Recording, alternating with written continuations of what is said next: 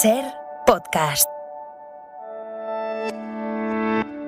Hola, soy Javier Ruiz y esto es Hora 25 de los negocios. Hoy, recesión entre interrogaciones.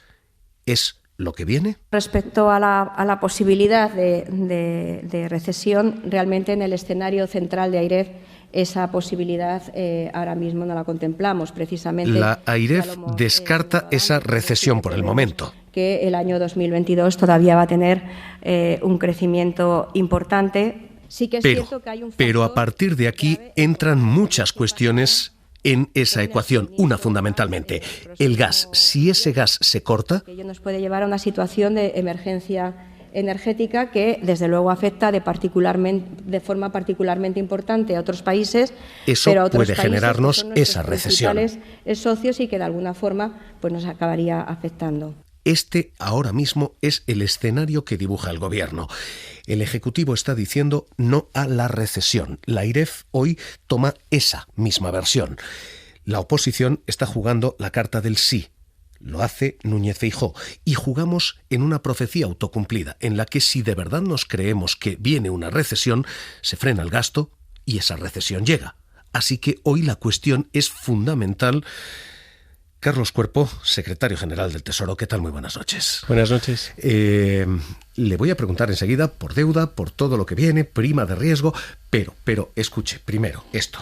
Tenemos que prepararnos como trabajar con un escenario de inflación más persistente y más elevada.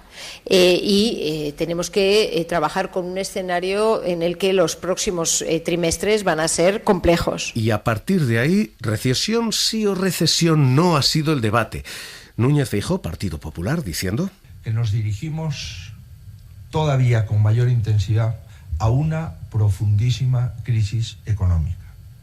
Mientras el Gobierno niega las evidencias y mira hacia otro lado, tal como hizo el Gobierno socialista en el año 2007.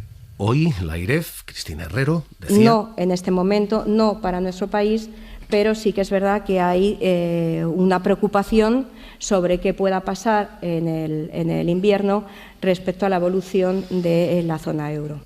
Secretario del Tesoro, ¿dónde están ustedes? ¿Recesión sí o recesión no? ¿Qué viene?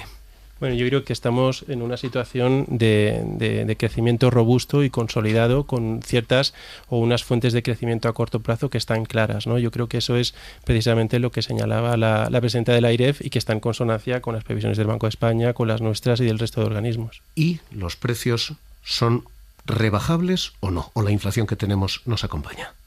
Bueno, lo que vemos es un perfil decreciente a medio plazo, todavía con unas expectativas de inflación bien ancladas, ¿no? En el medio plazo en torno a este nivel del 2%, que es, diríamos, el previsible y el deseable en torno al buen funcionamiento de la política monetaria. Lo que ocurre es que nos estamos dando cuenta, el otro día decía el gobernador de la Reserva Federal de lo poco que sabemos sobre lo que sabemos.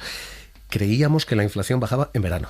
Después se dijo en septiembre y empezamos a tener ciertas dudas sobre si esto se cumple o no se cumple.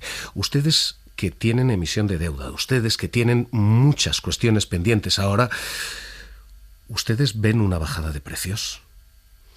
Bueno, yo creo que por nuestra parte lo que hacemos es efectivamente ir acomodándonos a las perspectivas de los organismos internacionales y domésticos en cuanto a la evolución de los precios, y aquí la evolución, como decía, prevista por el Banco de España es una evolución de reducción gradual de la inflación, y esa es con la que estamos trabajando y esa es la que determina en términos financieros también las expectativas de evolución de tipos y del resto de componentes de indicadores, ¿no?, financieros hacia adelante, y con la cual, por supuesto, trabajamos también en cuanto a nuestros indicadores y a nuestra previsión de deuda.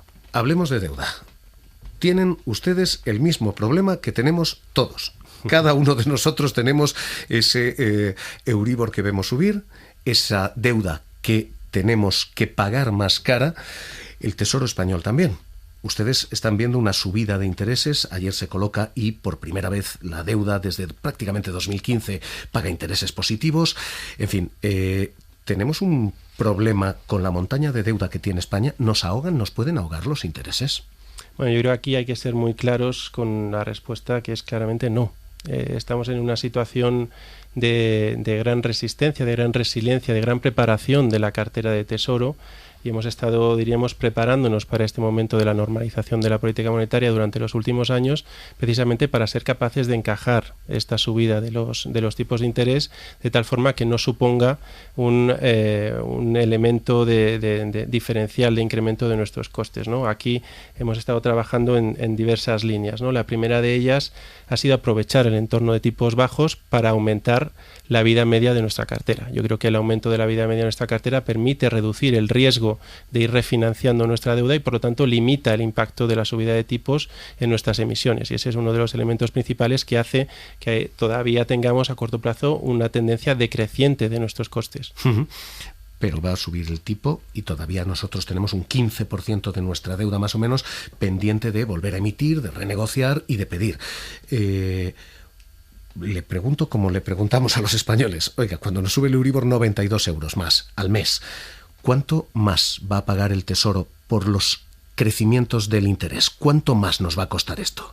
Yo creo que aquí esta pregunta es clave verla como la ven también los propios ciudadanos, es decir, cómo evolucionan mis costes en función de mis ingresos, ¿no? De lo que yo voy generando, ¿no? No es cuestión de verlo simplemente en términos absolutos de miles de millones que tengamos que pagar por los intereses de la deuda, sino cuánto estamos generando, cuánto está creciendo la economía con respecto a las variables financieras, a las variables de costes. Y aquí nuestras previsiones en el corto y medio plazo es que precisamente estas ratios de carga de intereses con respecto tanto a nuestra producción, al PIB, como con respecto a los ingresos que generamos fiscales, siga reduciéndose y estabilizándose en niveles todavía muy bajos comparativamente con respecto a nuestro histórico.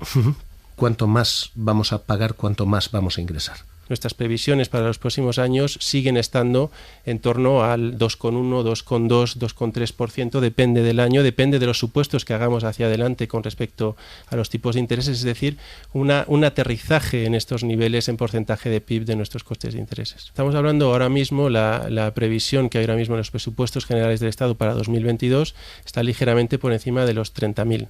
En total la previsión, con lo cual conforme tengamos, diríamos, una evolución razonable y normal hacia adelante, nos seguiremos moviendo en estos guarismos, ¿no? Diríamos con ligeros incrementos probablemente por encima, pero en estos niveles. Y en este caso, como te decía, a corto plazo lo que esperamos es que estos indicadores de solvencia, de sostenibilidad, se sigan manteniendo en niveles de máximos históricos. Todo esto tiene un elemento pendiente más, y es qué hace el Banco Central Europeo. Hemos tenido un aumento de nuestros intereses y un aumento de las primas de riesgo hace aproximadamente 2-3 semanas.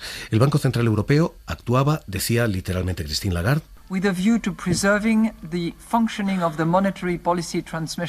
que se iba a aplicar un mecanismo específico, un nuevo instrumento creado ex profeso para evitar que las primas de riesgo se disparen, para evitar que países como España, Italia, Grecia tengan que pagar un sobreprecio por sus deudas. ¿Les preocupa a ustedes este instrumento? No el efecto que va a tener. El efecto que va a tener obviamente es positivo, nos rebaja los intereses, sino el coste que tiene. Esto se supone que viene a cambio de cierta condicionalidad. ¿Les preocupa a ustedes las condiciones que España tenga que cumplir para recibir eso? Bueno, yo creo que hay que diferenciar dos elementos clave. Uno es el que ya he citado anteriormente, es que España está haciendo los deberes en cuanto a la preparación de su cartera, en cuanto a la recuperación económica, en cuanto, entre otras cosas, a establecer los mecanismos para seguir creciendo hacia adelante con el plan de recuperación, etcétera. Esa es la parte doméstica que nos asegura que seguimos teniendo un acceso a una demanda de inversores profunda, robusta, con unos inversores no domésticos también que se han mantenido ahí durante toda la pandemia y que siguen estando por encima del 40%. Esta es la parte, diríamos, nuestra propia, es decir, hemos hecho y estamos haciendo todo lo que tenemos que hacer para asegurar un acceso continuado y robusto y profundo a los mercados financieros. Y luego, además, diríamos, de este elemento propio, existe un elemento adicional que tiene que ver con episodios de alta volatilidad o episodios más especulativos que suceden en el mercado de deuda. Y este tipo de episodios tiene y va a tener una respuesta por parte del Banco Central Europeo, que es quien tiene que darla y quien se ha comprometido a darla, como veíamos o escuchábamos justo ahora mismo en las declaraciones de su presidenta, ¿no? Yo creo que esta doble vertiente de haber hecho los deberes y seguir haciéndolos a nivel doméstico y tener un Banco Central Europeo que es consciente de que estos episodios de volatilidad son perjudiciales para la transmisión de su política monetaria, nos asegura o nos da este elemento de seguridad adicional o de resiliencia adicional hacia adelante. Pero no le pregunto eso. Yo ya entiendo que la actuación del Banco Central Europeo es bienvenida. Lo que le pregunto es, ¿la actuación del Banco Central Europeo viene con un coste, viene con un precio, viene con una condicionalidad? ¿Van a ser necesarias más reformas, más recortes? Justo mi respuesta iba precisamente en ese sentido, el de diferenciarlo, porque yo creo que la actuación del Banco Central Europeo, como bien ha dicho la presidenta Lagarde, tiene una finalidad específica respecto a la transmisión de política monetaria y ser capaces de que la transmisión sea homogénea y, por lo tanto, ese elemento no está relacionado con la situación o con los fundamentos económicos de los países. O sea que no tiene condicionalidad lo que el Banco Central Europeo haga, que si hay ayudas a España no va a ser a cambio de... Bueno, yo creo que hay que tener en cuenta un elemento principal, que es que es una herramienta que está decidiendo el propio Banco Central Europeo. No podemos, diríamos, de forma preventiva tener o por lo menos es muy pronto para saber cuál va a ser la forma y cuáles van a ser los detalles, pero yo creo que en el propio diagnóstico ya se tiene que descartar este tipo de condicionantes o este tipo de asociación que tiene más que ver, diríamos, con lo que fuera el diagnóstico de la crisis pasada que con lo que es el diagnóstico de esta. Luego están los otros organismos internacionales, Fondo Monetario, Banco de España, diciendo literalmente... Un nivel de deuda pública muy elevado es un elemento de vulnerabilidad importante para la economía, reduce el margen de maniobra para que la política fiscal pueda responder ante nuevas perturbaciones en el futuro. Diciendo a largo plazo hay que recortar esta deuda como sea. Le he preguntado por el corto, le he preguntado por lo urgente, permítame que le pregunte por el largo plazo. A largo plazo, ¿vienen más impuestos? ¿Vienen más recortes o vienen las dos cosas? Para menguar esta deuda, ¿vamos a tener que gravar más, gastar menos? Yo creo que hay un elemento diferencial en lo que se refiere a la salida, diríamos, de esta crisis con respecto a crisis anteriores, en concreto en cuanto a la evolución de la ratio de deuda, que es que estamos pensando y todos tenemos en mente que la ratio de deuda-PIB no solo depende del numerador, no solo depende de la deuda, sino depende en gran medida de lo que consigamos hacer con el denominador, lo que consigamos hacer con nuestro crecimiento hacia adelante. O sea, lo que me está diciendo es, crecemos más para no cobrar más, para cobrar lo mismo, para no recortar más, para tener lo que tenemos. Bueno, lo importante, hay dos elementos fundamentales a la hora de crecer. Hay un elemento simplemente contable, que el crecimiento nominal, diríamos, ayuda a los deudores a reducir el volumen de su deuda. Y luego hay otro elemento fundamental en el crecimiento, que es lo que supone con respecto a la evolución del empleo y de la recaudación.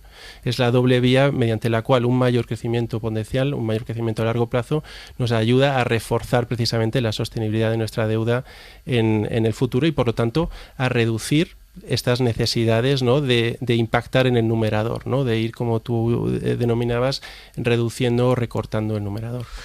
Pues, secretario general del Tesoro, Carlos Cuerpo, gracias por habernos acompañado esta noche aquí en Hora 25 de los Negocios. Un abrazo. Gracias a ti.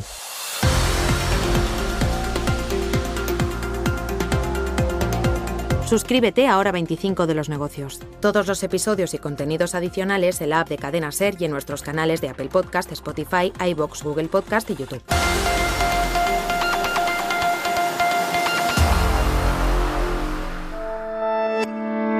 Cadena SER.